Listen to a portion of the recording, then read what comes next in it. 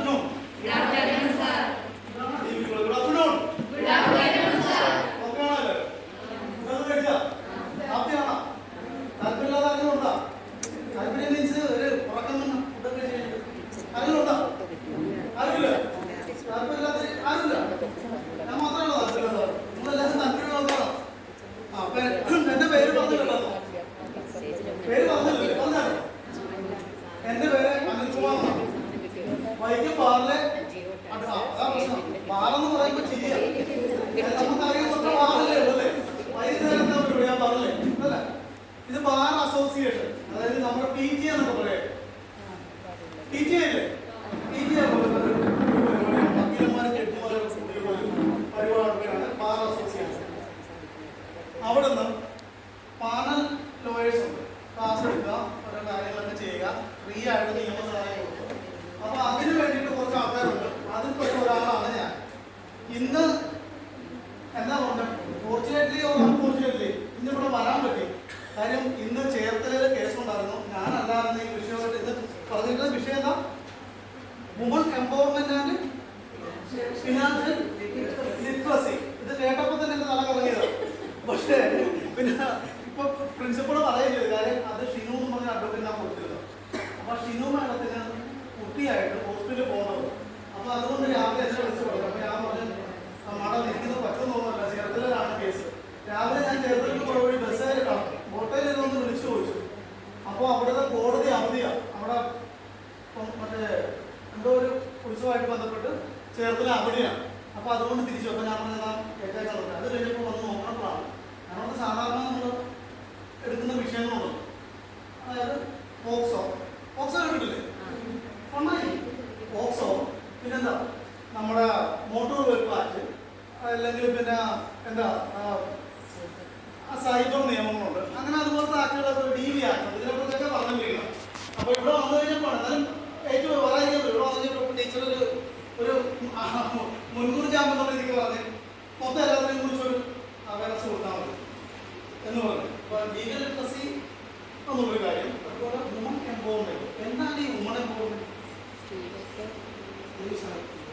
അതിന്റെ മലയാളം, അതാണ് അതിന്റെ മലയാളം അല്ലേ? നിങ്ങൾ ഞാനൊരു കാര്യം ചോദിക്കട്ടെ, നിങ്ങൾ ഇവിടെ പഠിക്കുന്ന ഏത് ടീച്ചേഴ്സ് ഉണ്ട് അല്ലേ? പിന്നെ നിങ്ങളൊക്കെ ഇവിടെ പഠിക്കുന്ന വിദ്യാർത്ഥികളല്ലേ? ഏതെങ്കിലും ഒരു വിഷയം പഠിക്കുന്ന ആൾക്കാരാണോ? അതോ വിവിധ എല്ലാത്തിനും ഉണ്ട്. അതിന്റെ പേരെന്താ അല്ലേ? നമുക്ക് ആരംഭിക്കാം. നമ്മുടെ എണ്ണം കുറച്ചാണ്. ഇതിൽ നമുക്ക് തുടങ്ങാം. ഇത് എന്താ പറയുക, ഇതൊരു എന്താ, ഇതൊരു നമുക്ക് എന്താ ഒരു ക്ലാസ് എടുക്കുക ഇല്ലെങ്കിൽ കേട്ടിരിക്കുക എന്നൊരു വിഷയമാണ്. നമ്മളെല്ലാവരും ഒന്നാമത്തെ കാര്യം പറഞ്ഞ പോലെ എനിക്ക് ക്ലാസ് എടുക്കാൻ അറിയാൻ പറ്റില്ല. കാര്യം എന്താ പറയുക, പ്രൊഫഷണലി ആയിരുന്ന ലോയർ. നിങ്ങൾക്ക് കേസൊക്കെ ഉണ്ടെങ്കിൽ തന്നു കഴിഞ്ഞാൽ ഞാൻ നമ്മളൊന്നും പോകും. കേസൊക്കെ വിളിച്ചാൽ ക്ലാസ് എടുക്കുക ടീച്ചർമാരുടെ പരിപാടിയാണ്.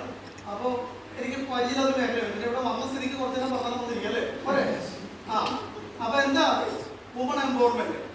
ഇത് എനിക്കറിയാവുന്ന വിഷയം. അതായത് ഇതെല്ലാം കോൺസ്റ്റിറ്റ്യൂഷനും പിന്നെ കേസുകളുമായിട്ട് ബന്ധപ്പെട്ട കാര്യങ്ങളാണ്. സ്ത്രീകൾക്ക് ഇന്നത്തെ സമൂഹത്തിൽ നിങ്ങൾ പഴയ ഒരു 10 വർഷം അല്ലെങ്കിൽ ഒരു 5 വർഷം മുമ്പ് സ്ത്രീകൾ എങ്ങനെയായിരുന്നു, ഇപ്പോൾ സ്ത്രീകൾ എങ്ങനെയാണ്? എന്താ നിങ്ങളുടെ അഭിപ്രായം? സ്ത്രീകൾ മെച്ചപ്പെട്ടോ, അതേ മെച്ചപ്പെടാനുണ്ടോ, അതേ മെച്ചപ്പെട്ട് കവിഞ്ഞു പോയോ? എന്താ നിങ്ങളുടെ അഭിപ്രായം? മെച്ചപ്പെട്ടു, ഇനി മെച്ചപ്പെടാനുണ്ട് ആണോ? എന്താ നിങ്ങളുടെ അഭിപ്രായം? ഞാനൊരു ആക്ട് പരിചയപ്പെടുത്താം. DV ആക്ട് കേട്ടിട്ടുണ്ടോ? DV ആക്ട് കേട്ടിട്ടുണ്ടോ? ഡൊമസ്റ്റിക് വയലൻസ് ആക്ട് കേട്ടിട്ടുണ്ടോ? എന്താണ് ഡൊമസ്റ്റിക് വയലൻസിന്റെ മലയാളം? ഗാർഹിക പീഡന നിയമമാണ്. 2006 ഉണ്ടാക്കിയ ആക്ടാണ്. ഇവിടെ ഇരിക്കുന്ന കല്യാണം കഴിച്ച സാറന്മാരെ, കല്യാണം കഴിക്കാനുള്ള കുട്ടികളെ, ആൺകുട്ടികളെ, ആണുങ്ങളെ കുറിച്ചാണ് ഞാൻ പറയുന്നത്.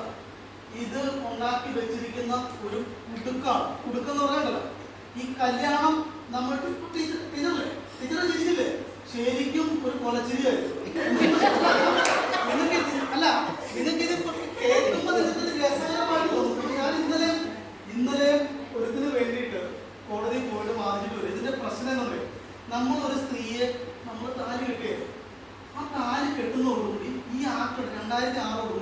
മറ്റൊരു കുടുക്ക് നമ്മുടെ കഴുത്തിലൊക്കെ വീണ്ടും അനങ്ങാൻ പറ്റിയതെന്ന് വെച്ചാൽ ഞാൻ ഇന്നത്തെ ഒരു കേസിന്റെ കാര്യം പറയാം. അവൻ കഷ്ടപ്പെട്ട് അധ്വാനിച്ചുണ്ടാക്കിയ വീടാണ്, 2 നില വീടാണ്. അവൻ്റെ അമ്മയെ അവൻ്റെ ഷെയറും കൂടി മേടിച്ചിട്ട് വന്നു ദൂരെയുള്ള സ്ഥലത്ത്, എവിടെയെന്ന് പറയുന്നത് ദൂരെ സ്ഥലത്തുള്ളതാണ്. ഇവിടെ വൈകിട്ട് വന്ന ആ സ്ത്രീയുടെ വീട് വൈകിട്ടാണ്. ഇവിടെ വൈകിട്ട് വന്ന് താമസിക്കുകയാണ്. അവൻ്റെ ഷെയറും അമ്മയുടെ അച്ഛൻ്റെ ഷെയർ അവരെയും കൂടി നോക്കണമെന്ന് പറഞ്ഞ് മേടിച്ചെന്ന് വന്നതാണ്. അത് വെച്ചിട്ട് അവനെ ഇവിടെ ഒരു വീടും സ്ഥലവും വാങ്ങിച്ചു. ഭാര്യയായിട്ട് സുഖമായിട്ട് താമസിക്കണം. 2 കുട്ടികളുമുണ്ട്. എന്തോ ചെറിയ പ്രശ്നത്തിന് ഒരു കശവിശ ഉണ്ടായി. അതോടുകൂടി കൊണ്ട് DVR എടുത്ത് കൊടുത്തു. ഇപ്പം തമിഴ്നാട്ടിൽ ജോലിക്ക് പോയി തിരിച്ചു വന്നപ്പോൾ അവസരം പ്രൊട്ടക്ഷൻ ഓർഡർ മേടിച്ചു വെച്ചു. പ്രൊട്ടക്ഷൻ ഓർഡർ എന്ന് പറഞ്ഞാൽ എന്താ പറയുക? ആ സ്ത്രീയെ പ്രൊട്ടക്ട് ചെയ്യണം. ആര് പ്രൊട്ടക്ട് ചെയ്യും? പോലീസ് പ്രൊട്ടക്ട് ചെയ്യും. നിലവിലിപ്പോ ഒരു DV ആക്ടുമായിട്ട് ഒരാൾ വന്നു കഴിയുന്ന DV ആക്ടുമായിട്ട് ഒരു സ്ത്രീ വന്നാൽ, ഒരു രാവിലെ ഇപ്പൊ എന്റെ ഓഫീസിലാണ് മനസ്സിലാക്കുന്നത്, രാവിലെ 10 മണിക്ക് ഒരു സ്ത്രീ വന്നാൽ അത് എഴുതി തയ്യാറാക്കുമ്പോൾ ഒരു 11 മണിക്ക് എഴുതി തയ്യാറാക്കും. 11 മണിക്ക് കോടതി ചെന്ന് കഴിഞ്ഞാൽ മജിസ്ട്രേറ്റിന് മുമ്പിൽ ചെല്ലും. മജിസ്ട്രേറ്റിന് മുമ്പിൽ ചെന്ന് ചോദിക്കും, മജിസ്ട്രേറ്റ് ചോദിക്കും എന്താ വക്കീലെ കാര്യം എന്ന് പറയും. ഞാൻ പറയും മാഡം ഇതാണ് ഇന്ന ആള്, ആരാ? രാധാമണി ആരും ഇല്ലല്ലോ അല്ലേ? ഇതാണ് രാധാമണിയുടെ വീട്ടിൽ പ്രശ്നമാണ്, ഭർത്താവ് അകസീനാണ് എന്ന് പറയും. ഇപ്പൊ എന്തൊക്കെ ഓർഡറാണ് വേണ്ടത് എന്ന് ചോദിക്കും. അപ്പൊ എന്ന് പറയാം പ്രൊട്ടക്ഷൻ ഓർഡർ വേണം. പ്രൊട്ടക്ഷൻ ഓർഡർ എന്ന് പറഞ്ഞാൽ എന്താ? ഇവരെ പ്രൊട്ടക്ട് ചെയ്യണം ആരിൽ നിന്നും, അവരുടെ ഹസ്ബൻഡിൽ നിന്നും. പിന്നെ റെസിഡൻഷ്യൽ ഓർഡർ വേണം എന്ന് പറഞ്ഞാൽ എന്താ അറിയോ? ഇവൻ കഷ്ടപ്പെട്ട് അധ്വാനിച്ചുണ്ടാക്കി ഇവന്റെ വീട്ടിൽ നിന്ന് അവരുടെ ഇറങ്ങി പോകാൻ പറഞ്ഞ ഓർഡറാണ്. അവര് ഞാൻ പറഞ്ഞ കേസിൽ അവർ മേടിച്ചു വെച്ചാണ്. ഈ 2 ഓർഡർ മേടിച്ചു നോക്കുമ്പോൾ ഇത് പ്രൊട്ടക്ഷൻ ഓഫീസർ ആരെന്നറിയോ? സ്ഥലം SHO ആയിരിക്കും. SHO എന്ന് പറഞ്ഞാൽ ആരാ? State house officer. SI ആയിരിക്കും വീട്ടിന്റെ വാതിക്കാൻ വന്നത്. ഇപ്പൊ ഇവൻ രാവിലെ പണിക്ക് പോയി, വൈകുന്നേരം വരുമ്പോൾ കാണാനറിയോ? SI വന്ന് ഇങ്ങനെ നിൽക്കും വീട്ടുകാർക്ക്. അപ്പൊ എന്താ ചോദിക്കും? സുരേഷ് എന്താന്ന് ചോദിക്കും. സാറേ എന്റെ വീടാണ്. നിന്റെ വീടാണ്. ഇപ്പൊ രാധാമണി ഓർഡർ മേടിച്ചിട്ടുണ്ട്. അപ്പൊ ഞാൻ എന്ത് ചെയ്യും? നീ എന്തെങ്കിലും ചെയ്യും. ഇപ്പൊ നിന്റെ പൈസ ഉണ്ടോ? പണിക്ക് പോയിട്ടുണ്ടോ? പൈസ ഉണ്ട്, ആ പൈസ കൊടുക്കും. കാര്യം ഇവർക്ക് ഉള്ള മെയിൻ്റനൻസിന്റെ കാര്യം കൂടി ഇതിൻ്റെ അത് പറഞ്ഞിട്ടുണ്ട്. അപ്പൊ പൈസ കൊടുക്കാൻ പറയും. ഞാൻ എന്ത് ചെയ്യണം? ഞാൻ എവിടെ കിടന്നു? നീ എവിടെയെങ്കിലും പോയിക്കോളാം. അപ്പൊ ഇവൻ എന്നും രാവിലെ പണിക്ക് പോകണം, കൃത്യമായിട്ട് പൈസ നമുക്ക് കൊടുക്കണം. പക്ഷെ ഇവൻ ആ വീട്ടിലേക്ക് വാങ്ങിച്ചു. ഇതാണ് DV ആക്ട്. ഇതിന്റെ ഒരു കുഴപ്പം എന്ന് പറയുമോ? നല്ലതാണ്, സ്ത്രീകൾക്ക് വേണ്ടി നല്ലതാണ്. പക്ഷെ ഇതിന്റെ ഒരു കുഴപ്പം, ഒരു ഈ ലീഗൽ എന്ന് പറയാം, നമ്മുടെ നിയമത്തിൽ ലീഗൽ മാക്സിംസ് ഉണ്ട്. അതായത് ബേസിക്കലി പാലിക്കേണ്ട ചില കാര്യങ്ങളുണ്ട്. ഓഡിയോ ഓട്ടം പാർട്ടം എന്ന് പറഞ്ഞിട്ടൊരു മാക്സിമം ലീഗൽ മാക്സിമം. അതായത് തീർത്ത അന്തസ്സൈഡ് എന്ന് പറഞ്ഞാൽ എന്താ? മറ്റൊരാളെ കേൾക്കാം. ഉദാഹരണത്തിന് മോളുടെ പേരെന്താ? ആർദ്ര. മോളുടെ പേരെന്താ? മീരയും ആർദ്രയും കൂടി വെളിയിലേക്ക് പോയി. നമ്മളിപ്പോ ഇവിടെ നിന്ന് സംസാരിച്ചുകൊണ്ടിരിക്കുക. മീര ആർദ്ര വെളിയിലേക്ക് പോയി. വെളിയിൽ പോയിട്ട് മീര കവളം കൊത്തിപ്പിടിച്ചിട്ട് ഓടി വന്ന് പറഞ്ഞു, ആർദ്ര എന്നാ മൂത്രപ്പരയുടെ അവിടെ എടുത്ത് തല്ലിയെന്ന് പറഞ്ഞു. ആർദ്ര എന്നാ ലൈബ്രറിയിൽ ഇട്ട് ആർദ്ര എന്നെ ഒരു അടി തന്നെന്ന് പറഞ്ഞു. ഓക്കെ, നമ്മൾ എന്ത് ചെയ്യും? പ്രിൻസിപ്പൾ എന്ത് ചെയ്യും? ഉടനെ മീനേനെ സസ്പെൻഷൻ എഴുതി കൊടുക്കോ? എന്ത് ചെയ്യും? മറ്റേയാളെ ആർദ്രക്ക് മീരക്ക് പറയാമെന്ന് നമ്മൾ കേട്ടു. ഇനി ആർദ്രക്ക് പറയാമെന്ന് കേൾക്കണ്ടേ? പക്ഷെ ഈ നിയമത്തിൽ ആദ്യം അതില്ല, രണ്ടാമതുണ്ട്. ആദ്യം അതില്ല. അതായത് ഒരു സ്ത്രീ എന്തെങ്കിലും ഒരു ഓർഡർ സീക്ക് ചെയ്തിരുമ്പോൾ ആദ്യം തന്നെ കോടതി എഴുതിയെന്ന് കൊടുക്കും. അത് കഴിഞ്ഞിട്ട് കേൾക്കും. കേട്ട് കഴിഞ്ഞില്ല വരുമ്പോൾ എല്ലാം കണക്കാണ്. അതായത് അവരെന്ത് പറയുന്നു ഇതിന്റെ ഒരു, അതായത് DV ആക്ടിന്റെ ഒരു കാര്യം ഏതാണ്? പ്രൊട്ടക്ഷൻ, അതായത് വുമൻസിന് വേണ്ടി പ്രൊട്ടക്ഷൻ വേണ്ടിയിട്ടുള്ള ഒരു നിയമമാണ്. അത് എക്സിക്യൂട്ട് ചെയ്തു വരുമ്പോൾ വളരെ കാഠിന്യമായിട്ടൊരു സംഭവമാണ്. അപ്പൊ അതുകൊണ്ട് കല്യാണം കഴിക്കാൻ പോകുന്ന സുഹൃത്തുക്കളെ, കല്യാണം കഴിച്ച സാറന്മാരെ വളരെ അടങ്ങി ഒതുങ്ങി അവർ പറയണത് കേട്ട് മൂലത്തിൽ കിടക്കുക രക്ഷയുണ്ട്. അത് ഞാൻ തമാശയായിട്ട് പറയട്ടെ. ഇതെല്ലാം സ്ത്രീകളുടെ ഉന്നമനത്തിന് വേണ്ടിയിട്ട് കൊണ്ടുവന്നതാണ്. എങ്ങനെ? സ്ത്രീകളുടെ, അതായത് സ്ത്രീകളുടെ ഉന്നമനം എന്ന് പറയുന്നത് എന്താ? പുരുഷനായിട്ട് ഒരുമിച്ച് നിൽക്കട്ടെ, വേണ്ടേ? സ്ത്രീ പുരുഷനും ഒരുപോലെയാണോ? ആണോ? എന്നൊരു ആനപ്പാപ്പത്തിന് വരുമോ? ആനപ്പാപ്പന്മാരല്ലേ? ആനപ്പാപ്പത്തിയുണ്ടോ? സൊസൈറ്റിയിൽ സ്ത്രീകൾക്ക് പല സ്ഥലത്തും എത്താത്തതിന്റെ മെയിൻ റെസ്ട്രിക്ഷൻ പേട്രിയാർക്കിയാണ്. അതിൽ മെൻ പ്ലേ മേജർ റോൾ. അപ്പൊ അതിൽ നമ്മുടെ സമൂഹത്തിൽ സ്വാഭാവികമായിട്ട് സ്ത്രീകളെ ഡീഗ്രേഡ് ചെയ്ത് സ്ത്രീകളെ ഡീഗ്രേഡ് ചെയ്യാൻ വേണ്ടി ഞാൻ പറഞ്ഞത്, ഞാനൊരു ഉദാഹരണം പറഞ്ഞു. എന്താ വെച്ചാൽ ഒരു ആനപ്പാപ്പാൻ എന്ന് പറയുമ്പോൾ സാധാരണ പുരുഷനാണല്ലോ, ഒരു ആനനെ കൺട്രോൾ ചെയ്യും. ഇത് ഞാൻ പറഞ്ഞു വന്നത്, ഇത് ആനപ്പാപ്പാത്തി ഇല്ലെന്നല്ല പറഞ്ഞത്. അതിലേക്കും കൂടി വരും. ഇപ്പൊ ഞാൻ പറയാം ഓപ്പറേഷൻ സിന്ദൂർ. ഞാൻ മോശമായിട്ട് പറഞ്ഞല്ലോ. ഓപ്പറേഷൻ സിന്ദൂർ ആരാ നിർത്തിയത്? ഓപ്പറേഷൻ സിന്ദൂറിന്റെ കാര്യങ്ങൾ വിശദീകരിച്ച ആരാ? സ്ത്രീകളല്ലേ? ഇനി സൈന്യത്തിലേക്ക് സ്ത്രീകൾ, എല്ലാത്തിലേക്കും സ്ത്രീകൾ വരിക. അത് സ്ത്രീകൾ വരുന്നത് ഏറ്റവും നല്ല കാര്യം, സ്ത്രീകൾ പുരുഷന്റെ ഒപ്പം തുല്യം. ഒരു ഞാൻ ഉദാഹരണം പറഞ്ഞു, 2000 എന്നൊക്കെ പറഞ്ഞു കഴിഞ്ഞാൽ സ്ത്രീകളുടെ ഒരു ഒരു ഏകദേശം ഒരു ലെവൽ എടുത്ത് കഴിഞ്ഞാൽ ഇങ്ങനെ നിൽക്കുന്ന കാര്യത്തിൽ അങ്ങനെയല്ല. ഇങ്ങനെയാണെങ്കിൽ ഇത് പതിയെ പതിയെ ആക്ട് കയറി വന്നു. ഇപ്പൊ ഈ ആക്ടിന്റെ ബേസിൽ പറയുകയാണെങ്കിൽ കുറച്ച് കവിഞ്ഞു പോയി എന്ന് വേണം പറയാം. കാര്യം ഒരു പുരുഷൻ എന്ന നിലക്ക് അവൻ അനങ്ങാൻ പറ്റാത്ത ഒരു അവസ്ഥയാണ് ഈ DV ആക്ട് പറയുന്നത്. ഇനി മറ്റുള്ള കാര്യങ്ങൾ എന്താ? നമുക്ക് ഈ DV ആക്ട് ഒക്കെ ഉള്ളപ്പോ എന്നിട്ടും പല പല ഇടങ്ങളിലും വിസ്മയൊക്കെ പോലുള്ള സ്ത്രീകൾ, അപ്പൊ നമുക്ക് ശരിക്കും വേണ്ടത് ഇതിന്റെ അവയർനെസ് ആണ്. എന്തൊക്കെ നമ്മളെ പരിരക്ഷിക്കാനുണ്ട്, ന്യായപൂർവ്വം നമുക്ക് എന്തെല്ലാം കാര്യങ്ങൾ കിട്ടാനുണ്ട്. അതെ, ഇതെല്ലാം ടീച്ചർ പറഞ്ഞ പോലെ നമുക്ക് ഇത് വേണ്ടത്. ഇപ്പൊ പോഷാക്ട് കേട്ടിട്ടുണ്ടോ? DV ആക്ട് കേട്ടോ? പോഷാക്ട് കേട്ടിട്ടുണ്ടോ? പോഷാക്ട് എന്ന് പറഞ്ഞാൽ എന്താ പറയുക? പോഷാക്ട് എന്ന് പറഞ്ഞാൽ നമ്മുടെ തൊഴിലിടം, സ്ത്രീകൾ ജോലി ചെയ്യുന്ന സ്ഥലം, ഇല്ലെങ്കിൽ ഇപ്പൊ വിദ്യാർത്ഥികളാണെങ്കിൽ ചെയ്യുന്ന സ്ഥലം, അവിടെ നടക്കുന്ന ലൈംഗിക അതിക്രമങ്ങൾ, അവിടെ ഒരു കമ്മിറ്റി വേണം. ആ കമ്മിറ്റി മുമ്പാകെ സ്ത്രീകൾ ഈ കാര്യങ്ങൾ പറയുന്നതിന് വേണ്ടി ഉണ്ടാക്കിയ ആക്ടിന്റെ പേരാണ് പോഷാക്ട്. ഇത് അതായത് ഇപ്പൊ നമുക്ക് ഒരു കേസ്, അതായത് ഒരു 354, ഒരു സ്ത്രീക്കെതിരെയുള്ള ഒരു ലൈംഗിക അതിക്രമം, ഇത് എവിടെ പരാതി കൊടുക്കുന്നു?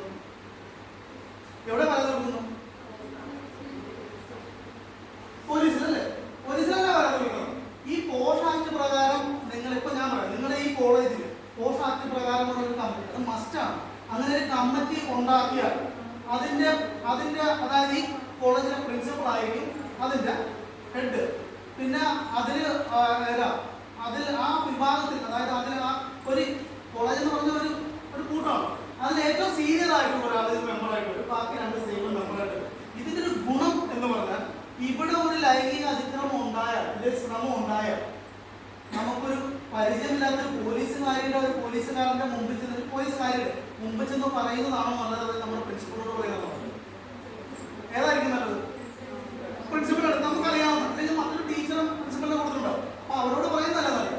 ഇതിനു വേണ്ടിയിട്ടുണ്ടാക്കിയ ആക്ടാണ് പോഷാക്ട്. അതായത് ഈ 354 എന്ന് വെച്ചാൽ outraging modesty of A woman എന്ന് പറഞ്ഞാൽ എന്താ? Outraging modesty of A woman എന്ന് പറഞ്ഞാൽ എന്താ? സ്ത്രീയെ, നമ്മുടെ മോഡസ്റ്റിയെ അപമാനിക്കുക എന്ന് പറഞ്ഞാൽ സ്ത്രീത്വത്തെ അപമാനിക്കുക. അതായത് എന്താ പറയുക, ബസ് യാത്ര ചെയ്യുന്ന സ്ത്രീകളെ തോണ്ടുക, പിടിക്കുക, അപമാനിക്കുക, ഇല്ലെങ്കിൽ ഇതുപോലുള്ള കാര്യങ്ങളില്ലേ, അതൊക്കെ നമ്മളെന്താ ഷോ ഓഫ് കാണിക്കുക.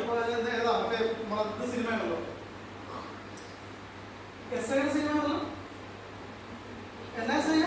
ജിവിബോളിന്റെ സിനിമ പറയേ സാറേ, ഇവനൊരു 10-11 മണി ഉച്ചയാകുമ്പോൾ ഒരു കുളിയുണ്ട്.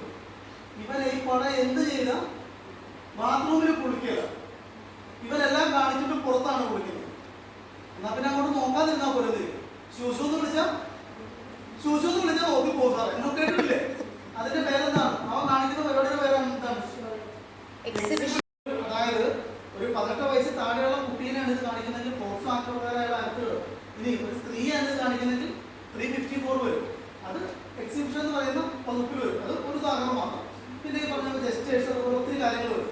ഇതെല്ലാം പറഞ്ഞത്, ഇതെല്ലാം സ്ത്രീകളെ സംരക്ഷിക്കുന്നതിന്റെ പോഷാക്ട് ആണെങ്കിലും ഈ പോക്സോ ആക്ടിന്റെ വശങ്ങളാണെങ്കിലും ഇതെല്ലാം സ്ത്രീകളെ സംരക്ഷിക്കുന്നതിന് വേണ്ടിയിട്ട് ഉണ്ടാക്കിയിരിക്കുന്ന നിയമങ്ങളാണ്.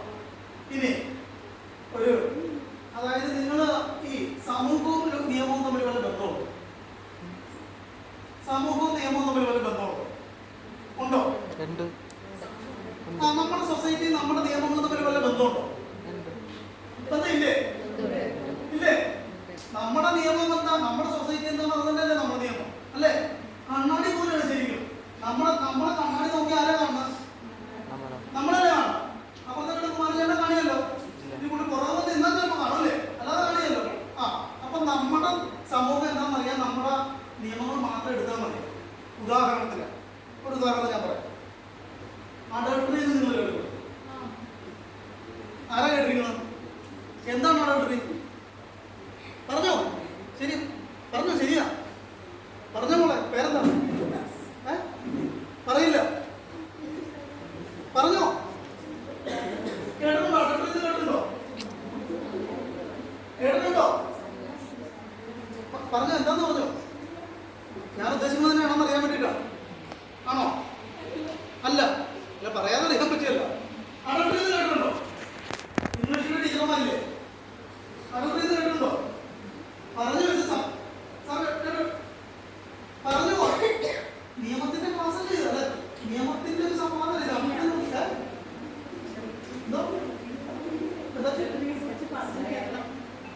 പറഞ്ഞത് ഞാൻ ചോദിച്ചത് അഡൾട്ടറി എന്ന് പറഞ്ഞാൽ എന്താണെന്ന് അറിഞ്ഞാൽ അത് പറയാം. അഡൾട്ടറി എന്താ? അഡൾട്ടറി പറഞ്ഞോ?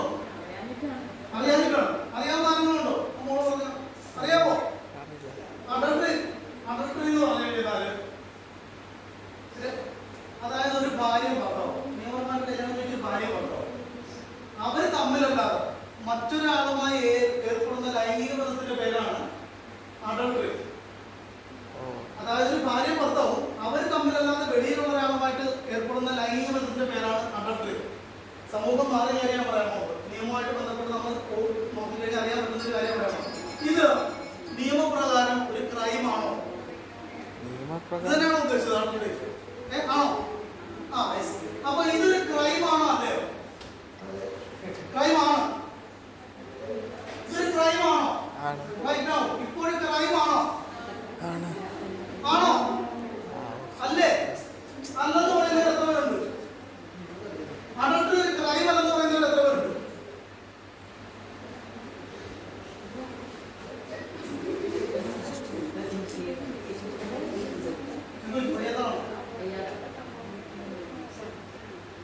അഡൾട്ടറി ഒരു ക്രൈമാണോ? ക്രൈം അല്ലേ? അഭിപ്രായമില്ല. അഡൾട്ടറി 2018 മുതൽ 2018 എന്താ വെള്ളപ്പൊക്കല്ലേ? 2018 മുതൽ Muhammad Yusuf versus union of India എന്നുള്ള കേസ് മുതൽ adultery is not a crime. ഇതൊരു ക്രൈം അല്ല, ബട്ട് ഇറ്റ്സ് എ ടോർട്ട്. ഇതൊരു വിവാഹബന്ധം വേർപ്പെടുത്തുന്നതിന് വേണ്ടിയിട്ടുള്ള കാരണമായിട്ട് വേണമെങ്കിൽ നമുക്ക് കണക്കാക്കാം. പക്ഷെ ഇതൊരു ക്രൈം അല്ല. അതൊക്കെ മുമ്പ് വരെ അഡൾട്ടറി ഒരു ക്രൈം ആയിരുന്നു. ക്രൈം എന്ന് വെച്ചാൽ 498 പ്രകാരം അഡൾട്ടറി ഒരു ആ ആളിനെതിരെ അല്ല, അതായത് ഒരു ഹസ്ബൻഡ് ഒരു വൈഫാണ് അഡൾട്ടറിയിൽ ഏർപ്പെടുന്നെങ്കിൽ ഹസ്ബൻഡിനെതിരെ ഒരു ക്രൂവൽറ്റിയായിട്ട് കണക്കാക്കാറ്. ഇല്ലെങ്കിൽ ഹസ്ബൻഡാണ് പോകുന്നതെങ്കിൽ വൈഫിനെതിരെ ക്രൂവൽറ്റിയായിട്ട് കണക്കാറുണ്ട്. പക്ഷെ ഇപ്പോ ഈ 2018 മുതൽ adultery is not a crime. ഇതൊരു ക്രൈം അല്ല എന്ന് പറഞ്ഞാൽ എന്താ? സമൂഹത്തിൽ ചേഞ്ച് അല്ലേ? അല്ലേ? ഈ നിയമം അതായത് സുപ്രീം കോടതി നിയമം കൊണ്ടുവന്നത് എങ്ങനെയാണെന്നറിയോ? ഈക്വാളിറ്റിയുടെ അടിസ്ഥാനത്തിലാണ്. സ്ത്രീകളുടെ ഈക്വാലിറ്റിയുടെ അടിസ്ഥാനത്തിലാണ് നിയമം കൊണ്ടുവന്നത്. ഞാൻ പറയട്ടെ, ടീച്ചറോട് പറയട്ടെ. അതായത് നിങ്ങൾ ആ ഒരു ആംഗിൾ വേണം കാണാൻ. കാര്യം എന്താ പറയുക? ഇത് പബ്ലിക് പ്ലേസിൽ നേരിടുന്ന എന്തെങ്കിലും വിഷമതകൾ, സാർ നേരത്തെ പറഞ്ഞ എക്സിബിഷനിസം, അല്ലെങ്കിൽ നമ്മുടെ ആരെങ്കിലും ഉപദ്രവിക്കുന്നു തിരക്കുള്ള ബസ്സിൽ, അതൊക്കെ ശരിക്കും നമുക്ക് കറണ്ട് ഒരു ഇതുണ്ട്. അങ്ങനെയൊക്കെ വരുമ്പോൾ നമുക്ക് എന്ത് തരം നിയമപരിരക്ഷ നോക്കിയിരിക്കുന്നു? ആരെയാ സമീപിക്കേണ്ടത്? എന്താ ചെയ്യേണ്ടത്? അങ്ങനെയൊക്കെ കൂടെ ഏറ്റവും അതായത്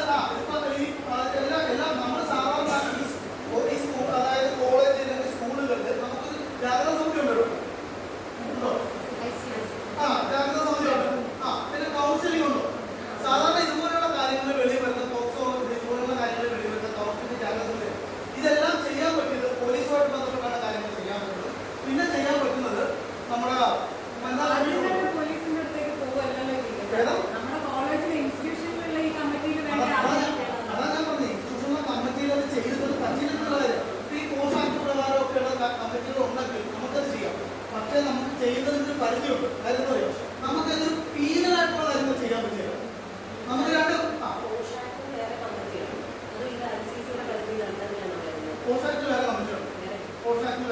ആ നിയമത്തിൽ പറയുന്ന കുറച്ച് കാര്യങ്ങളും പോലെ തന്നെയാണ്. അപ്പൊ നമുക്കത് പീനലൈസ് ചെയ്യാൻ പറ്റില്ല. കാര്യം ഒരു ശിക്ഷ കൊടുക്കാൻ പറ്റില്ല. പക്ഷെ നമുക്കത് കുറച്ചുകൂടി എളുപ്പത്തിൽ കൊണ്ടുവരാൻ പറ്റും. അതായത് ഒരാൾക്ക് ഒരു ലൈംഗിക അതിക്രമം നേരിട്ടാൽ അത് കുറച്ചുകൂടി സ്മൂത്തായിട്ട് സമൂഹത്തിൽ നമുക്ക് കൊണ്ടുവരാൻ പറ്റും. പക്ഷെ നമുക്ക് മാഡം പറഞ്ഞ പോലെ ഇവിടെ നമുക്ക് അതിന് ശിക്ഷ വിധിക്കാൻ പറ്റില്ല. ശിക്ഷ വിധിക്കാൻ പറഞ്ഞാൽ കോടതിക്ക് പറ്റും അല്ലേ? പക്ഷെ അത് കുറച്ചുകൂടി തുറന്നു കൊണ്ടുവരാൻ പറ്റും. അപ്പൊ ഞാൻ പറഞ്ഞത് സമൂഹത്തിൽ വന്ന ചേഞ്ചിന്റെ കാര്യമാണ്. ഈ നിയമം കോടതി പരിഗണിച്ച ഈക്വാലിറ്റി അടിസ്ഥാനത്തിലാണ് എന്ന് പറഞ്ഞാൽ എന്താ പറയുക? നമുക്ക് ഒരു സിനിമയിൽ തന്നെ ഒരു ഉദാഹരണം. നമ്മുടെ മീശമാധവൻ എന്ന് പറഞ്ഞ സിനിമ കാണാറുണ്ട്. എല്ലാവരും നമ്മുടെ സിനിമയല്ലേ മീശമാധവൻ? മീശമാധവൻ സിനിമയിൽ ജഗതിയുടെ കഥാപാത്രത്തിന് വേണ്ട പിള്ളാച്ചൻ അല്ലേ? പിള്ളാച്ചൻ രാവിലെ വൈകുന്നേരം എവിടെ പോണത്? ആരുടെ വീട്ടിലാണ് പോണത്? ആ സ്ത്രീ പട്ടാളം പുരുഷന്റെ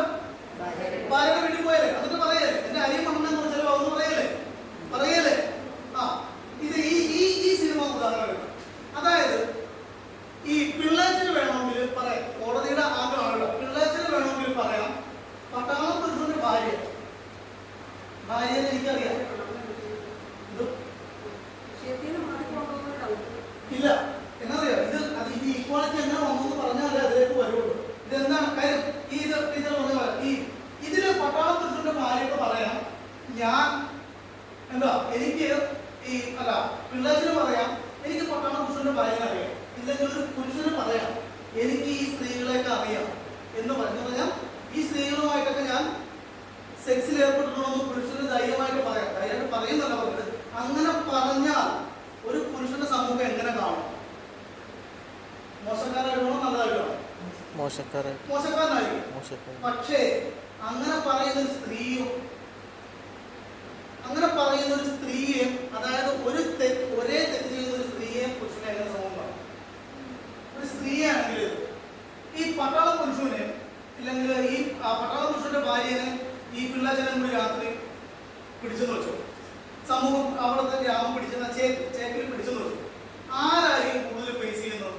മോശക്കാരനായിട്ട് മോശക്കാരിയായിട്ട് ആരായിരിക്കും? സ്ത്രീയല്ലേ? അല്ലേ? പുരുഷനോ? ഒരു പരിധി വരെ പ്രശ്നമില്ലാതെ പോകും. ഇതൊരു ഇനീക്വാളിറ്റി അല്ലേ? അല്ലേ? ഈ ആംഗിളിലാണ് കോടതി പറഞ്ഞത് നിങ്ങൾ രണ്ട്, അതായത് കല്യാണം കഴിച്ച രണ്ട് ആൾക്കാരെന്ന് പറഞ്ഞു കഴിഞ്ഞാൽ രണ്ട് വ്യക്തികളാണ്. അവര് 18 വയസ്സും 21 വയസ്സും കഴിഞ്ഞവരാണ്. രണ്ട് വ്യക്തികളാണ്, സ്വതന്ത്രമായിട്ട് രണ്ട് വ്യക്തികളാണ്. അതുകൊണ്ട് പുരുഷനുള്ള ഒരു പ്രത്യേക അവകാശം പുരുഷന് മാത്രമുള്ളതല്ല, സ്ത്രീക്കുള്ളതാണ്. അതുകൊണ്ട് നിങ്ങൾക്ക് ഇഷ്ടമുണ്ടെങ്കിൽ അഡൾട്ടറിയിൽ ഏർപ്പെടാം. അതൊരു ക്രൈം അല്ല. വോട്ടാണ്, വിവാഹമോചനത്തിലൊക്കെ ഉണ്ട്. പക്ഷേ ആ ഒരു പ്രത്യേക പരിഗണന പുരുഷന് മാത്രമല്ല സ്ത്രീക്കുമാകാം എന്നാണ് കോടതി പറയുന്നത്. ആ ആംഗിളിലാണ് 2018 മുതൽ ഇതൊരു കുറ്റമല്ലാതെ വന്നത്. 18 മുമ്പ് ഒരു ക്രൈമായിരുന്നു. ക്രൈമല്ല, പക്ഷെ വോട്ടാണ്. ഇതാണ് ആ സമൂഹത്തിൽ വന്ന മാറ്റം. ഈ നിയമവുമായിട്ട് ബന്ധപ്പെട്ട്, അതായത് നിയമവുമായിട്ട് ഈക്വാലിറ്റിയായിട്ട് ബന്ധപ്പെട്ട സമൂഹത്തിൽ വന്നു. പിന്നെ മറ്റൊരു ഇതുമായിട്ട് ഇതല്ല, ഇത് വേറൊരു കേസ്. നിങ്ങൾ മേരി റോയ് കേൾക്കും. മേരി റോയ് കേസ് കേൾക്കുന്നുണ്ടോ? ആരായിരുന്നു മേരി റോയ്? അരുന്ധതി റോയുടെ അമ്മയായിരുന്നു. ഈ അരുന്ധതി റോയ് ആണെന്ന് അറിയാലോ അല്ലേ? ബോർഡ് ഓഫ് പോളിസിക്സ് ഒക്കെ എഴുതിയല്ലേ? ഈ മേരി റോയുടെ കേസ് എന്താണെന്ന് അറിയോ? മേരി റോയുടെ കേസിന്റെ പ്രത്യേകത എന്ന് പറയും Mary Roy versus state of Kerala. എന്താ എന്റെ കേസിന്റെ പ്രത്യേകത അറിയോ? ക്രിസ്ത്യൻ വിഭാഗത്തിൽ നിന്ന് വരുന്ന എത്ര പേരുണ്ടോ? ക്രിസ്ത്യൻ വിഭാഗത്തിൽ നിന്ന് എത്ര പേരുണ്ട്? 2-3 പേരോളൂ. ഓക്കെ. ഈ മേരി റോയുടെ കേസിന് മുമ്പ് എനിക്ക് തോന്നുന്നു 1986 ആ ഒരു സമയമാണ്. അതിന് മുമ്പ് ക്രിസ്ത്യൻ കുടുംബങ്ങളിൽ അവരുടെ സ്വത്ത് കാര്യങ്ങൾ കൈകാര്യം ചെയ്തിരുന്നത്, പാകം ചെയ്തിരുന്നത് ട്രാവൻകൂറിലുണ്ടായിരുന്ന നിയമമാണ്. ട്രാവൻകൂറിലുണ്ടായിരുന്ന 1900 ആ ഒരു സമയത്തുണ്ടായിരുന്ന ഒരു നിയമം വെച്ചിട്ടാണ് ഇതെല്ലാം ചെയ്തിരുന്നത്. അതായത് ഒരു ക്രിസ്ത്യൻ ഫാമിലിയിൽ നിന്ന് ഒരു പെൺകുട്ടിയെ കല്യാണം കഴിച്ച് വിട്ടാൽ പിന്നെ ആ പെൺകുട്ടിക്ക് അച്ഛൻ്റെ സ്വത്തിൽ അവകാശമില്ലെന്നായിരുന്നു അതുവരെയുള്ള നിയമം. ഈ മേരി റോയുടെ കേസ് വരുന്നതുവരെയുള്ള നിയമം. മേരി റോയ് കേസ് കൊടുത്തപ്പോൾ കോടതി എന്താ പറഞ്ഞത്? ആ പുരുഷന്, അതായത് ഈ സ്ത്രീയുടെ ആങ്ങളമാരുണ്ടല്ലോ, ആങ്ങളുണ്ടല്ലോ, ആ ആങ്ങളൊക്കെ എന്ത് അവകാശമുണ്ടോ അതോ അവകാശം തന്നെ ആ സ്ത്രീക്ക് കൊടുക്കാനാണ് പറഞ്ഞത്. അതാണ് Mary Roy versus state of കേരളയാണ്. പിന്നെ അതിനെഴുതിയിട്ട് സുപ്രീം കോടതി നടന്നു. യൂണിയൻ ഓഫ് ഇന്ത്യ എന്നുള്ള രീതിക്ക് മാറിയ കേസ്. അതാണ് ആ മേരി റോയ് കേസിന്റെ പ്രത്യേകത. ആ കേസ് പ്രകാരമാണ് എല്ലാവർക്കും ശരിയല്ലേ? നേരത്തെ എങ്ങനെയായിരുന്നു? ആർക്കും അവകാശം സ്വത്തിൽ. പക്ഷെ ഇതിന് വേറൊരു വശം കൂടി ഇല്ലേ? ഒരു സ്ത്രീയെ കല്യാണം കഴിച്ചു വിടുമ്പോൾ കുറച്ച്, അതായത് ഒരു ഭാഗം സ്ത്രീധനം എന്നുള്ള രീതിക്ക് കൊടുത്തു വിടിയായിരുന്നോ? ഇല്ലായിരുന്നോ? അല്ലേ? സ്ത്രീധനം ആ വാക്ക് ഉപയോഗിക്കാൻ പറ്റില്ല, പക്ഷെ എന്നാലും കൊടുത്തു വിടിയായിരുന്നോ? അതങ്ങനെയുണ്ട്. പക്ഷെ ഈ സ്ത്രീക്ക് അവകാശം കിട്ടിയത് ഈ ഒരു മേരി റോയ് കേസിലൂടെയാണ്. അതുപോലെ മറ്റൊരു case Nargis Mishra versus state of India. ഈ കേസിന്റെ പ്രത്യേകത എന്ന് പറയുന്നത് ഇതെല്ലാം സ്ത്രീകളുടെ അവകാശത്തിന് വേണ്ടിയിട്ട് വന്ന ഇന്ത്യയിൽ നടന്ന നിയമ പോരാട്ടം കൊണ്ട് ഫലമായിട്ടുള്ള കേസുകളാണ്. ഈ Nargis Mishra versus state of union of India എന്ന് പറയുന്ന കേസിൽ ഈ നർഗീസ് മിശ്ര എന്ന് പറയുന്ന ആള് എയർ ഹോസ്റ്റസ് ആണ്. എയർ ഹോസ്റ്റസ് എന്ന് പറഞ്ഞാൽ എന്താ? ഫ്ലൈറ്റില് എയർ ഹോസ്റ്റസ് ഇല്ലേ? എയർ ഹോസ്റ്റസ് ആണ്. അപ്പൊ എയർ ഇന്ത്യയുടെ എയർ ഹോസ്റ്റസ് ആണ്. അപ്പൊ അവർക്കൊരു നിയമമുണ്ട്. എന്താ പറയുക? ഈ സ്ത്രീക്ക് ജോലി ചെയ്യാം എത്ര വയസ്സ് വരെ? പുരുഷന് പ്രായം 50-60 വയസ്സുണ്ട്. സ്ത്രീക്ക് പ്രായപരിധി 35 വയസ്സാണ് അവർ പറഞ്ഞിരിക്കുന്നത്. ഒന്നല്ലെങ്കിൽ 35 വയസ്സ്, അല്ലെങ്കിൽ വിവാഹം കഴിഞ്ഞിട്ട് ആ സ്ത്രീ പ്രഗ്നന്റ് ആയി കഴിഞ്ഞാൽ 35 വയസ്സായി കഴിഞ്ഞാൽ പിരിച്ചുവിടും. ഇനി 35 വയസ്സല്ലെങ്കിൽ അതൊക്കെ മുമ്പ് അവർ വിവാഹം കഴിക്കാൻ കുഴപ്പമില്ല, പക്ഷെ പ്രഗ്നന്റ് ആകാൻ പാടില്ല. വിവാഹം കഴിക്കാം, പക്ഷെ പ്രഗ്നന്റ് ആകാൻ പാടില്ല. പ്രഗ്നന്റ് ആയാൽ ഇത് പിരിച്ചുവിടും. കോടതിയെ സമീപിച്ചത്. കാര്യം എന്താ പറയുക, 35 വയസ്സ് കഴിഞ്ഞാൽ സ്ത്രീയുടെ സൗന്ദര്യം പോയി, പിന്നെ സ്ത്രീയുടെ ഇതാകുന്നു ആ ഒരു കൺസെപ്റ്റിന്റെ പുറത്താണ് ഈ നിയമം ഉണ്ടാക്കി എയർ ഇന്ത്യ വെച്ചിരിക്കണം. ആ സ്ത്രീയുടെ ഗ്ലാമർ പോയി, പിന്നെ എയർപോസ്റ്റസ് ആയിട്ട് നിൽക്കുന്നതിൽ കാര്യമില്ല, നമ്മൾ ഒഴിവാക്കും. ഇനി പ്രഗ്നന്റ് ആയാലോ, ഒരു കുട്ടിക്ക് ബർത്ത് കൊടുത്താലോ സ്ത്രീയുടെ സൗന്ദര്യം പോകുന്നല്ലേ പറയണം. അപ്പൊ ഈ 2 ആംഗിളിലാണ്. ഇനി ഒന്നല്ലെങ്കിൽ പ്രഗ്നന്റ് ആയിക്കഴിഞ്ഞാൽ ഇല്ലെങ്കിൽ 35 വയസ്സ് കഴിഞ്ഞാൽ. അപ്പൊ ഇതൊരു നല്ല നിയമമാണോ? മീൻസ് ഒരു ഡിസ്ക്രിമിനേഷൻ അല്ലേ? അല്ലേ? ജെൻഡർ ഇൻഇക്വാളിറ്റി അല്ലേ? ജെൻഡർ ഇൻഇക്വാലിറ്റി എന്ന് പറഞ്ഞാൽ എന്താ വ്യത്യാസം അല്ലേ? ആർട്ടിക്കിൾ 40 പറഞ്ഞത് ഈക്വാലിറ്റിയുടെ കാര്യം അല്ലേ? Equality before law, equal protection of law അല്ലേ? ശരിയല്ലേ? സ്ത്രീയും പുരുഷനും തമ്മിൽ ഇന്നോവേറ്റ് പാടില്ല. അപ്പൊ ഈ ഒരു കേസിൽ, അതായത് ഈ നർഗീസ് മിശ്രയുടെ കേസിൽ കോടതി പറഞ്ഞതാണ് ഇതൊരു ജെൻഡർ ഇൻഇക്വാലിറ്റി ആണ്. അപ്പൊ അതുകൊണ്ട് അത് മാറ്റി അതിനുശേഷം വന്ന എന്നാ എയർ ഹോസ്റ്റസുമാർക്ക് ഇപ്പോൾ അവർക്ക് കല്യാണം കഴിക്കാം, കുട്ടികൾക്ക് ജന്മം നൽകാം, മെറ്റേണിറ്റി ലീവുണ്ട്, പിന്നെ പ്രായ പരിധി നീട്ടിയിട്ടുണ്ട്. എത്ര വയസ്സാണെന്ന് അറിയാൻ 50 45 അങ്ങനെയാണ്. അതാണ് ആ ഒരു കേസിൽ വന്നത്. അപ്പൊ ഇതുപോലുള്ള വിവിധങ്ങളായിട്ടുള്ള കേസുകളിലാണ് നമ്മൾ സ്ത്രീകളെ, അതായത് അവരുടെ സ്വാതന്ത്ര്യത്തിലേക്ക് വേണ്ടി, ഉന്നമനത്തിന് വേണ്ടിയിട്ട് എടുത്തിട്ടുള്ളത്. അപ്പോൾ ഒരു സുപ്രഭാതത്തിൽ സ്ത്രീയും പുരുഷനും ഒരുമിച്ച് വേണം, ഇല്ലെങ്കിൽ ഒരുമിച്ചായി എന്ന് പറഞ്ഞ് കുത്തി കുറച്ച് വന്നതല്ല. ഇതെല്ലാം ഗ്രാജുവലായിട്ട് സ്റ്റെപ്പ് ബൈ സ്റ്റെപ്പായിട്ട് വന്ന കാര്യങ്ങളാണ്. അപ്പോൾ ഈ EV ആക്ട് ആണെങ്കിലും പോഷ് ആക്ട് ആണെങ്കിലും ഈ പറഞ്ഞ കേസുകളാണെങ്കിലും ഇതെല്ലാം സ്റ്റെപ്പ് ബൈ സ്റ്റെപ്പായിട്ട് സ്ത്രീകളുടെ ഉന്നമനത്തിന് വേണ്ടിയിട്ട് ഉണ്ടാക്കിയിട്ടുള്ള കാര്യങ്ങളാണ്. ഇനി ഈ പറയുന്ന പോലെ എന്താ പോക്സോ ആക്ട് കേട്ടില്ലേ? പോക്സോ ആക്ട് ഈ പറയുന്ന പോലെ സ്ത്രീകൾക്ക് മാത്രമല്ല, 18 വയസ്സിൽ താഴെയുള്ള എല്ലാവർക്കും ഉള്ള ആക്ടാണ് പോക്സോ. അതൊരു വേറൊരു ഭാഗമാണ്. പിന്നെ ഇതുമായിട്ട് ബന്ധപ്പെട്ട, അതായത് ഈ സ്ത്രീകളുടെ ഉന്നമനമായിട്ട് ബന്ധപ്പെട്ട മറ്റുള്ള നിയമം എന്ന് വെച്ച് കഴിഞ്ഞാൽ ഒന്ന് ഈ പോഷാക്ട് പറഞ്ഞു, പിന്നെ ഉള്ളത് 354 കുറച്ച് കാര്യങ്ങൾ ഉണ്ട്. പിന്നെ വരുന്നത്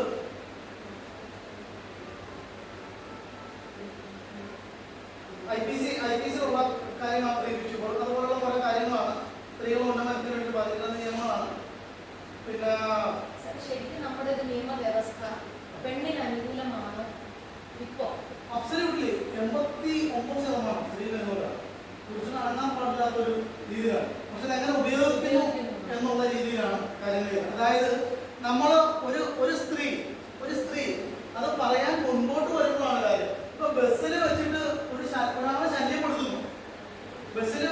ശല്യപ്പെടുത്തുന്നു, ആ സ്ത്രീ കരുതിയാണ് ഇത് പറഞ്ഞാൽ നാണക്കേടാവും, പറയണ്ട, മിണ്ടാതിരിക്കാം, ഇത് അനുഭവിച്ച് മിണ്ടാതിരുന്നാൽ അതിനൊന്നുമില്ല. പക്ഷെ ആ സ്ത്രീ എപ്പോഴാണ് അതിനെ പ്രതികരിക്കുന്നത്, ആ സമയം മുതൽ നിയമം സ്ത്രീയുടെ ഒപ്പമാണ്. എപ്പോഴും സ്ത്രീ എന്ന് പറഞ്ഞു കഴിഞ്ഞാൽ അദൃശ്യമായ കാര്യങ്ങളായിട്ട് ഒരു 1000 കാര്യങ്ങളാണ് സ്ത്രീയുടെ പുറത്ത് നിയമമുണ്ട്. അത് നമ്മളെപ്പോഴും ഉപയോഗിക്കണം എന്നുള്ളതാണ് അതിൻ്റെ കാര്യം. എന്തെങ്കിലും സംശയങ്ങളുണ്ടോ ഇപ്പൊ ഇതുവരെ പറഞ്ഞതിൽ വെച്ചിട്ട്?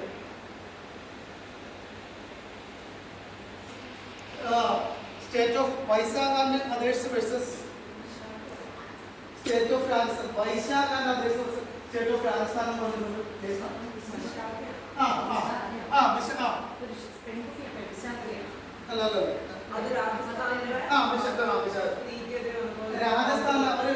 രാജസ്ഥാനിലൊരു വിശാഖ എന്ന് പറഞ്ഞ രാജസ്ഥാനിലെ ഒരു ലേഡിയാണ്.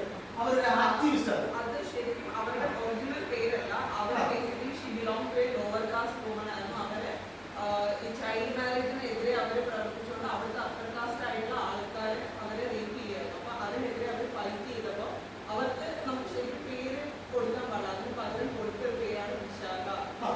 ഇപ്പം ICC ഫോം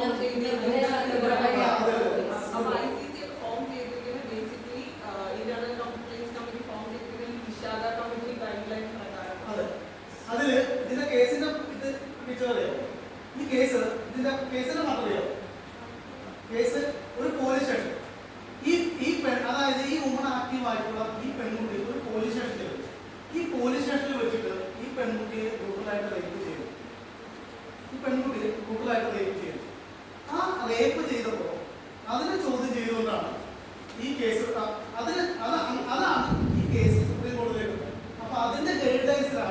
ഈ പോഷ് ആക്ടിനെ കുറിച്ച് പറയുന്നത്. അതായത് ഒരു സ്ത്രീ റേപ്പ് ചെയ്തു ഇല്ലെങ്കിൽ ഒരു 354 പ്രകാരം ഒരു സ്ത്രീക്ക് ഒരു മോശമായിട്ടുള്ള അവസ്ഥ ഉണ്ടാവുന്നു. പക്ഷെ അത് പറയാം, പുറത്തേക്ക് വരാനായിട്ട് ബുദ്ധിമുട്ടാണ്. ഇപ്പൊ നമ്മൾ ആദ്യം പറഞ്ഞില്ലേ, ഈ കോളേജിൽ വെച്ചിട്ട് ഒരു ദുരനുഭവം ഉണ്ടായിക്കഴിഞ്ഞാൽ അത് നമ്മുടെ പ്രിൻസിപ്പളിനോട് പറയുന്നതാണോ നല്ലത്, അതായത് വെളിയിൽ പോയിട്ട് ഒരു പോലീസുകാരോട് പറയുന്നതാണോ നല്ലത്? അല്ലേ? വെളിയിൽ പോയിട്ട് പോലീസുകാരോട് പറയുന്നത് അതായത് നമ്മുടെ പ്രിൻസിപ്പളിനോട് പറയുന്നത് നമ്മുടെ പ്രിൻസിപ്പളിനോട് ഇവിടെ പറയുന്നതാണ് നല്ലത്. അപ്പൊ അതുകൊണ്ടാണ് ഈ ഒരു പോഷ് ആക്ട് ഉണ്ടായത്. സ്കൂളിൽ തന്നെ ഇല്ലെങ്കിൽ സ്ത്രീകൾ വർക്ക് ചെയ്യുന്നിടത്ത് തന്നെ ഈ പറയുന്ന കാര്യങ്ങൾ ചെയ്യാം എന്ന് പറഞ്ഞ് ഒരു ആക്ട് ഉണ്ടായത്. അതിന്റെ കേസാണ് ഈ പറയുന്ന case, Vishakha state of Rajasthan. ആ സ്ത്രീയെ പോലീസ് സ്റ്റേഷനിൽ തന്നെ വൈകുന്നേരം റേപ്പ് ചെയ്യപ്പെടും. അതാണ് കേസിന്റെ.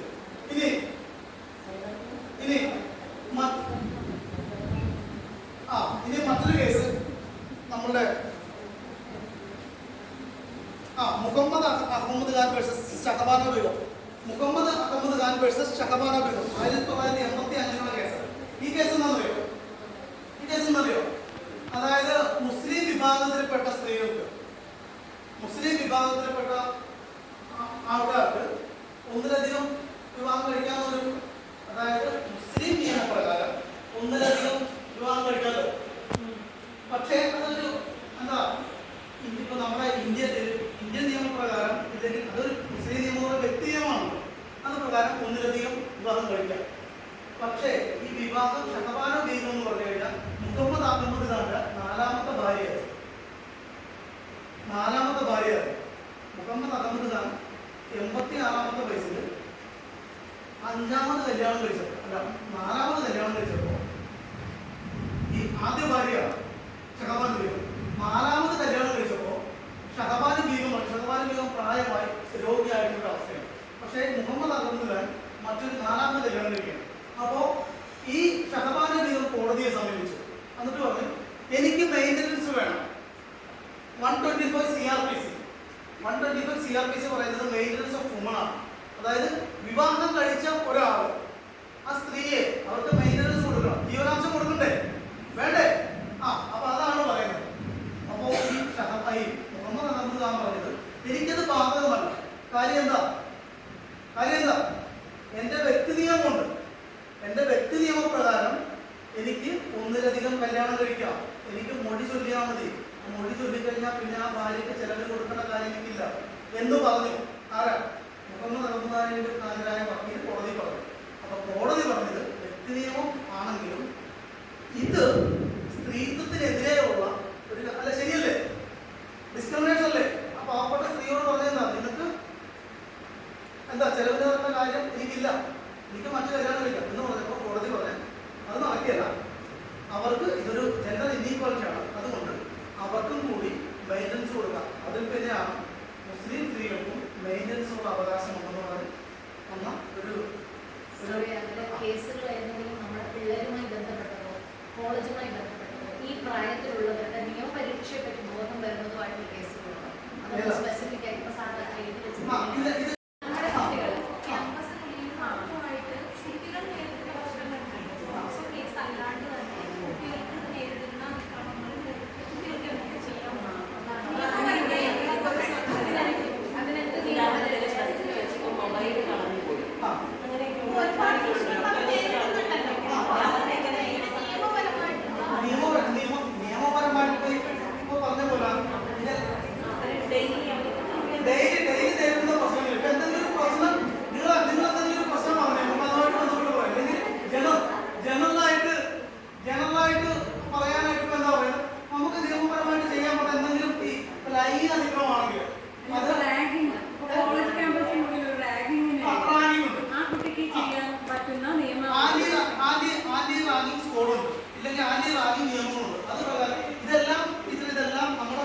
പഠിപ്പിക്കുന്ന ഇൻസ്റ്റിറ്റ്യൂഷനുമായിട്ട് ബന്ധപ്പെട്ട് അത് പോലീസിലാണ് ചെല്ലുന്നത്. ഇല്ലെങ്കിൽ പോലീസിന് തന്നെയുള്ള വിവിധ വകുപ്പുകൾ സ്ത്രീകൾക്ക് വേണ്ടി അത് എവിടെ പരാതിപ്പെടണം? അത് നിങ്ങൾ ആദ്യം പരാതിപ്പെടുന്നത് കോളേജിലാണ്. കോളേജിൽ വെച്ചിട്ട് നിങ്ങൾ ഈ പറയുന്ന പോലെ, പക്ഷെ കോളേജിൽ വെച്ച് പരാതിപ്പെട്ട് കഴിഞ്ഞാൽ ബസ്സുകാരനെ ശിക്ഷിക്കാനോ ബസ്സുകാരെ നടപടി എടുക്കാനോ പറ്റില്ല. അതിനാക്കാൻ പറ്റണം, കോടതിക്ക് പറ്റുള്ളൂ. പോലീസ് വഴി കോടതിക്ക് പറ്റുള്ളൂ. ഇതെല്ലാം എല്ലാ നദികളും ചെന്ന് ചേർന്ന കടലാണെന്ന് പറഞ്ഞാൽ ഇതെല്ലാം കോടതിക്ക് ചെയ്യാൻ പറ്റുള്ളൂ. ഇല്ലെങ്കിൽ കോടതിക്ക് ചെയ്യാൻ പറ്റുള്ളൂ. അങ്ങോട്ട് എങ്ങനെ എത്തുന്നു എന്നുള്ളത് ഇപ്പൊ ഏതെങ്കിലും ഒരു ഉദാഹരണം പറഞ്ഞാൽ നമുക്കിപ്പോ ഇതേപോലെ മൊബൈൽ ഫോൺ കളഞ്ഞു പോയി. മൊബൈൽ ഫോൺ കളഞ്ഞു പോയി കഴിഞ്ഞാൽ ആദ്യം ചെയ്യേണ്ടത് പോലീസിൽ കോളേജ് നമ്മുടെ സ്കൂളിൽ കോളേജിൽ പറയണം. പക്ഷെ ആദ്യം ചെയ്യേണ്ടത് നമ്മുടെ മൊബൈൽ നമ്പറും നമ്മുടെ മൊബൈലിന്റെ ഏത് ഫോണാണ് അല്ലെങ്കിൽ ഏത് മോഡലാണ് ഇതുപോലത്തെ കാര്യങ്ങളില്ലേ, അതുപോലത്തെ കാര്യങ്ങൾ എന്നാണ് കളഞ്ഞു പോയത് എന്ന് വെച്ചിട്ട് എവിടെ വെച്ചാണ് കളഞ്ഞു പോയെന്ന് വെച്ചിട്ട് പോലീസിന് പരാതി കൊടുക്കുകയാണ് ചെയ്യേണ്ടത്. നമ്മുടെ പോലീസ് സ്റ്റേഷൻ തലവറപ്പില്ലേ അല്ലേ, തലവറപ്പ് പോലീസ് സ്റ്റേഷൻ ആദ്യം പരാതി കൊടുക്കും. കളഞ്ഞു പോകുന്ന സ്ഥലത്തെ പോലീസ് സ്റ്റേഷനാണ് പരാതി കൊടുക്കുന്നത്. കളഞ്ഞു പോകുന്ന സ്ഥലത്തെ പോലീസ് സ്റ്റേഷനാണ് പരാതി കൊടുക്കുന്നത്. കാര്യം ഒരു സംഭവം നടന്നാൽ അത് അതായത് ഈ ജൂറിഡിക്ഷൻ എന്ന് പറഞ്ഞൊരു കേട്ടിട്ടുണ്ടോ? ജൂറിഡിക്ഷൻ എന്ന് പറഞ്ഞാൽ എന്താ? അധികാരപരിധി. ആ അധികാരപരിധിയുണ്ട്. അതായത് നമ്മളൊരു ക്രൈം നടക്കുമ്പോൾ എവിടെ വെച്ചാണ് നടന്നത് അവിടെയാണ് കേസ് കൊടുക്കുന്നത്. ഇല്ലാതെ ഇപ്പൊ ചെക്ക് കേസൊക്കെ ആണെങ്കിൽ ശരിയാ. ഇപ്പൊ ബാധി താമസിക്കുന്ന സ്ഥലം ഇല്ല, പ്രതി താമസിക്കുന്ന സ്ഥലം ഇല്ലെങ്കിൽ ഇവരുടെ ബിസിനസ് ചെയ്യുന്ന സ്ഥലം അവിടെ എവിടെ വേണേ കൊടുക്കാം. ഈ അല്ലാതെ കൊണ്ടുള്ള ക്രൈം കേസുകളിൽ സാധാരണ എവിടെയാണോ ക്രൈം നടന്നത് അവിടെയാണ് ആ കോടതിക്കാണ് ചോദിച്ചത്. അപ്പൊ അവിടെ കൊടുക്കും. മൊബൈൽ ഫോൺ പോയത് എവിടെയെന്ന് വെച്ച് കഴിഞ്ഞാൽ തിരുവനന്തപുരത്ത് പോയപ്പോഴാണ് മൊബൈൽ ഫോൺ പോയത്. അവിടുത്തെ പോലീസ് സ്റ്റേഷനിൽ കൂടെ കേസ് കൊടുക്കുക. പക്ഷെ ഇപ്പോ ഈ പറയുന്ന പോലെ ഭാരതീയ ന്യായ സമിതിയുടെ ആയി കഴിഞ്ഞപ്പോൾ ഈ FIR ലോഡ്ജ് ചെയ്യുന്നതിലും ഒരു വ്യത്യാസമല്ല, ഒരു കുറച്ചുകൂടി ഈസിയായി. കാര്യം തിരുവനന്തപുരത്തെ പോലീസ് സ്റ്റേഷനിലേക്ക് നമുക്ക് ഇവിടുത്തെ പോലീസ് സ്റ്റേഷനിലേക്ക് FIR ഇട്ട് അങ്ങോട്ട് അയച്ചു കൊടുത്താൽ മതി. നേരത്തെ അത് പറ്റിയതാണ്. ഇവിടെ FIR ഇട്ട് അങ്ങോട്ട് അയച്ചു കൊടുത്താൽ മതി, അവർ റിസീവ് ചെയ്തിട്ട് അവിടെ കാര്യങ്ങൾ ചെയ്തു. മാത്രം പ്രാക്ടിക്കലാണെന്ന്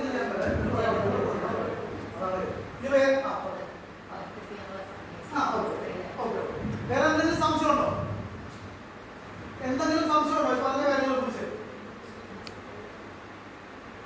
സ്ത്രീകൾ നേരിടുന്ന എന്തെങ്കിലും പ്രശ്നങ്ങളെ കുറിച്ച് എന്തെങ്കിലും സംശയമുണ്ടോ? ഒരു പ്രശ്നം നേരിടുന്നില്ല ആണോ? എന്തെങ്കിലും സംശയമുണ്ടോ? എന്താ വൈകിട്ടില്ല? ഓക്കെ ശരി.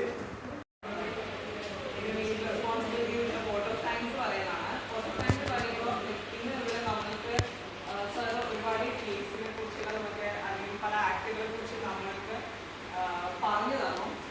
ഒരു ഇംഗ്ലീഷ് അധ്യാപിക ആയതുകൂടി തന്നെ ഞാൻ സ്റ്റാർട്ട് ചെയ്യുന്നത് ജെൻഡർ സോഷ്യൽ കൺസ്ട്രക്ഷൻ എന്നാണ് ജൂഡിത്ത് ബട്ട്ലർ പറയുന്നത്. ജെൻഡർ എന്ന് പറയുന്ന ആണും പെണ്ണും അല്ലെങ്കിൽ മറ്റൊരു ജെൻഡർ ആണെന്ന് പറയുന്നത് നമ്മളെ ഡിസ്ക്രിമിനേറ്റ് ചെയ്യുന്ന സൊസൈറ്റി നമ്മളിലേക്ക് ഇടുന്ന ഒരു കൺസ്ട്രക്ഷനാണ്. അപ്പോൾ അതിൽ നിന്ന് തന്നെയാണ് പലതരം ഡിസ്ക്രിമിനേഷൻസും നമ്മൾ ഫേസ് ചെയ്യുന്നത്. കാലം മാറുന്നുണ്ട്, അതിനനുസരിച്ച് നമ്മൾക്ക് എംപവർമെന്റ് വരുന്നുണ്ട്. പക്ഷെ നമ്മൾ ഇപ്പോഴും ഇക്വാലിറ്റി എന്ന് പറയുന്ന ഒരു ക്വസ്റ്റ്യനിലേക്ക് നമ്മൾ എത്തിയിട്ടില്ല. പല സ്ഥലത്തും now you will see women as drivers or doing lot of work. ഇപ്പോൾ തന്നെ നമ്മൾ ഇക്വാലിറ്റി എന്ന് പറയുമ്പോൾ നിയമത്തിന്റെ മുന്നിൽ മാത്രമല്ല നമ്മൾ ഡിസ്ക്രിമിനേഷൻ ഏതൊക്കെ രീതി ഫേസ് ചെയ്യുന്നത് പല രീതിയിലും. You cannot walk at night, രാത്രി കഴിഞ്ഞ് പുറത്തേക്ക് സന്ധ്യയിലൊക്കെ പോകാൻ പറ്റില്ല. നമ്മളുടെ എഡ്യൂക്കേഷൻ, നമ്മുടെ ചോയ്സസ്, ഏത് കോഴ്സ് പഠിക്കണം, നമുക്ക് ഏത് ഡ്രസ്സ് ഇടണം, ഇതൊക്കെ നമ്മൾക്ക് അവിടെയൊന്നും നമ്മളെ എന്താ പറയുക, നമുക്ക് നമ്മുടെ റൈറ്റ്സ് പല സാഹചര്യത്തിലും എന്താ പറയുക എക്സ്പ്രസ് ചെയ്യാൻ പോലും പറ്റാത്തൊരു സിറ്റുവേഷൻ ആണ്. ലൈക്ക് ഇപ്പോൾ ഞാനും നിങ്ങളും തമ്മിൽ ഞാൻ ഇപ്പോഴും എൻ്റെ ക്ലാസ്സിൽ പറയുന്നത് you people belong to Gen Z generation. ഞാനൊരു 90s ജനറേഷൻ മുന്നിലേക്ക് ഒരിക്കലും എനിക്ക് എൻ്റെ കാഴ്ചപ്പാടിലേക്ക് നിങ്ങളെ ഫുള്ള് ചെയ്യാൻ പറ്റില്ല. മറിച്ച് one thing I can do is I can always grow with you. ഇന്നത്തെ കാലത്ത് നമ്മൾക്ക് ഒരുപാട് കാര്യങ്ങൾ നിയമങ്ങൾ ഒക്കെ പഠിപ്പിച്ചു തരുന്നത് നിങ്ങളുടെ ഒപ്പം നമ്മളും വളരുക എന്നുള്ളത് മാത്രമേ നമ്മുടെ അടുത്തൊരു ഓപ്ഷനും. അപ്പോൾ അങ്ങനെയുള്ള പുതിയ പുതിയ അറിവുകൾ നിങ്ങൾക്ക് ഉണ്ടാവട്ടെ. പുതിയ നിയമങ്ങളെ കുറിച്ച് ലൈക്ക് എസ്പെഷ്യലി സാറ് പറഞ്ഞു നമ്മൾ ചിലപ്പോൾ പല ആൾക്കാരും കല്യാണം കഴിക്കുന്ന ആൾക്കാരായിരിക്കാം.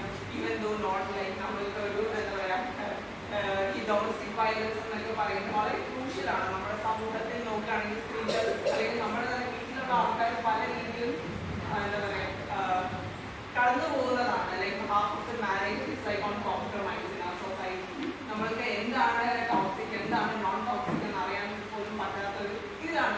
അത് നമ്മുടെ കുറ്റമല്ല, ബട്ട് ഇത് ഇസ് ദ സൊസൈറ്റി, ഇത് ഇസ് ദ പേട്രിയാർക്കി എന്നുള്ള ഒരു സിറ്റുവേഷനാണ്. എന്ത് ആയാലും ഇന്ന് നമ്മൾക്ക് പല നിയമങ്ങളെക്കുറിച്ചും സ്ത്രീകൾക്ക് വേണ്ടിയിട്ട്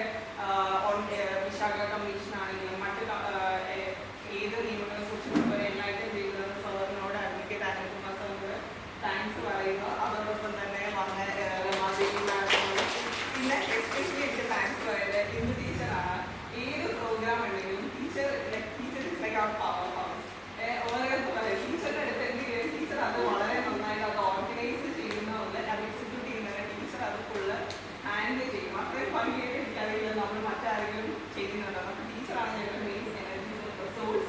ആൻഡ് ടീച്ചർ എസ്പെഷ്യലി താങ്ക്സ് പറയുന്നു. എല്ലാം വന്ന എല്ലാവർക്കും ഒരുപാട് thanks. Hope this is useful at some point എന്നുള്ള